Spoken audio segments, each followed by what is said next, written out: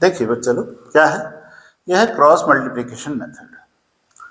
ये मेथड बहुत ही अच्छा है, बहुत यूजफुल है। आगे बड़ी क्लासेस में कई क्वेश्चंस आते हैं, उनमें बहुत यूज में आता है, तो आप लोग को ये बहुत काम आएगा। 10th में अभी हटा दिया है, लेकिन फिर भी अगर आप पढ़ें तो आपको वहाँ पर भी काम आएगा। देखिए पहले मैं आपको इसको जनरलाइज पढ़ाता हूँ, यानी अपन linear equation in two variables का एक जनरल इक्वेशन उठा रहे हैं, एक नहीं, यहाँ पे दो equation a1x plus b1y equal to c1, a2x plus b2y equal to c2। ये हमने दो इक्वेशन उठाए। क्रॉस मल्टीप्लिकेशन में आप कुछ रूल्स ध्यान रखिएगा। पहला, देखिए जो RHS में जो वैल्यूज हैं इनको पहले लाना LHS में और RHS को 0 बनाना। रूल नंबर 1 याद रहेगा, RHS में जो वैल्यूज हैं उनको आप LHS में लाना है और RHS को 0 बनाना है। देखिए तो अपन ने यहाँ पे लिखा a1x plus b1y minus c1 equal to 0, a2x plus b2y minus c2 equal to 0। ठीक है, आप ऐसा भी कर सकते थे कि ये c1 c2 यहाँ पे लिख देते, यहाँ इक्वल टू 0 पहले भी इक्वेशन में आ सकता था। ऐसा कुछ नहीं, ये कॉन्स्टेंट्स हैं, जरूरी नहीं है माइनस आएगा। कांस्टेंट वैल्यू है, -2 भी आ सकता है, +2 भी आ सकता है। तो ये हमारा ऐसे आता है। अब इसको सॉल्व कैसे करते हैं देखिएगा ध्यान से, बहुत ही आसान है। क्या करिए, सबसे पहले लिखिए x। आपने x लिखा, अब क्या करिए, इस x को छुपा दीजिए, ऐसे छुपा दिया अपन ने। ठीक है, इसको छुपाया तो क्या दिख रहा है, ये चारों दिख रहे हैं। अब क्या करिए, यहाँ पे जो y का कोफिशिएंट है और ये जो कांस्टेंट है इनको यहाँ लिख दीजिए। कैसे लिखते हैं, ये b1 लिखा, यहाँ पे b2 लिखा, यहाँ -c1 लिखा, यहाँ -c2 लिखा। यहाँ पर आप कुछ भी मत करिए, कोई यहाँ पे इंटू का साइन नहीं, कोई डिवाइड का साइन नहीं, जैसे मैंने लिखा है वैसे लिख दीजिए। ठीक है, फिर यहाँ लगाइए इक्वल टू लगाइए और लिखिए y।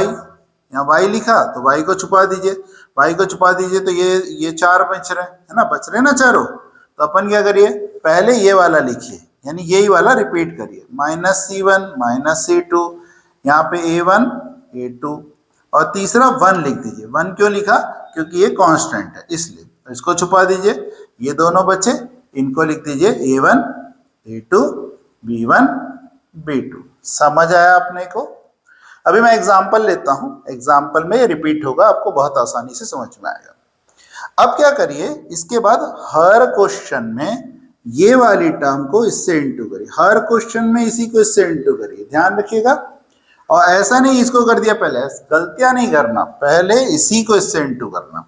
तो यहाँ पर x, ये इसको इससे इंटू करेंगे तो -b1c2, फिर बीच में माइनस साइन लगाना, हर बार बीच में माइनस साइन लगाना।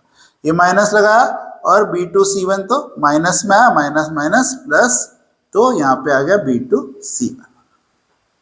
ठीक, अब यहाँ पे आ जाइए, ये आया y, फिर यही -c1a2, फिर बीच में माइनस साइन, फिर इसका इंटू करेंगे तो +c2a1, फिर 1, फिर इसको इंटू करेंगे a1b2 और यहाँ पे माइनस साइन a2b1। हो गया आपका, देखा आपको। इसमें इसको इक्वेशन 1 दीजिए, इसको 2 दीजिए, इसको 3 दीजिए, क्योंकि ये कांस्टेंट है, हमें x और y की वैल्यू निकालनी है। फर्स्ट और थर्ड को सॉल्व कर दीजिए। जैसे ही हमने फर्स्ट और थर्ड को सॉल्व किया, सॉल्विंग फर्स्ट एंड थर्ड, तो इसको फर्स्ट को थर्ड के साथ सॉल्व करेंगे तो क्या होगा, क्या आएगा, x upon b1c2 minus b1c2 plus b2c1 equal to 1 upon a1b2 minus a2b1। ये आ गया हमारा। अब यहाँ पे इसको क्रॉस मार दीजिए, x की वैल्यू आ गई, x आ गया -b1c2 plus b2c1 upon a1b2 minus a2b1। ये हमारा आंसर आया। ऐसे ही y के लिए भी कर दीजिए, सेकंड और थर्ड को सॉल्व कर दीजिए।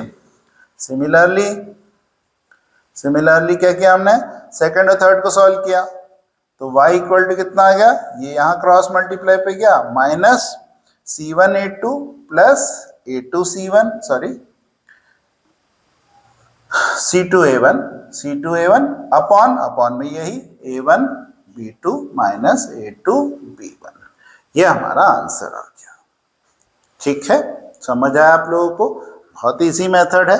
ये जो कंसेप्ट मैंने आपको छुपाने वाले बताई वो जरूर याद रखिएगा। एक एग्जांपल लेता हूं, आपको समझ में आएगा।